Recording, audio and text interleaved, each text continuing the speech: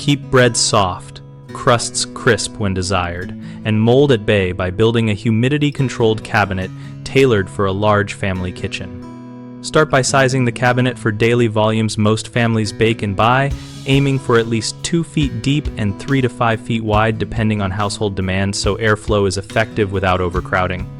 Divide the interior into moist and dry zones using a removable shelf and small vented partition so rolls and enriched dough stay slightly humid while crusty loaves sit drier.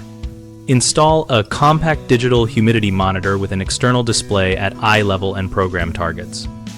Around 60 to 70% relative humidity for enriched breads and 40 to 50% for crusty loaves.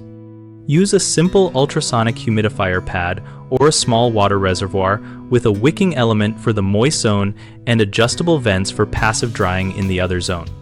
Use non-reactive, mold-resistant materials such as marine-grade plywood with a clear sealer or high-density fiberboard with a moisture barrier and rounded corners for easy cleaning. Avoid solid wood that can warp or absorb odors.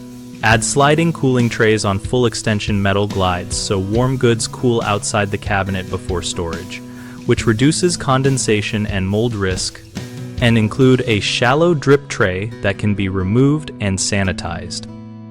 Place the cabinet away from strong-smelling pantries and refrigeration lines, and design it with a soft close door and gasketed seal to maintain stable internal conditions while still allowing quick access for large family routines.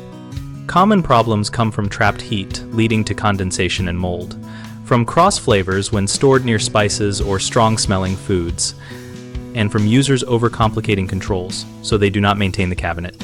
To prevent condensation and mold, always cool baked goods fully on the sliding trays outside the storage cavity, and keep the humidity set point appropriate to the product, so the moist zone stays intentionally humid while the dry zone vents to lower humidity. To avoid flavor transfer, install the cabinet on the opposite side of the kitchen from the pantry or use a tight gasket and separate shelves so aromatic items never share the same airspace. To keep controls simple, set 2 presets for moist and dry profiles, use a clearly labeled manual vent for fine-tuning, and include a straightforward owner checklist for daily and weekly tasks like wiping surfaces, emptying the drip tray, and verifying humidity readings. We run bighomeprojects.com to help homeowners find local contractors and share project ideas for built-in humidity-controlled bread cabinets suited to big family kitchens.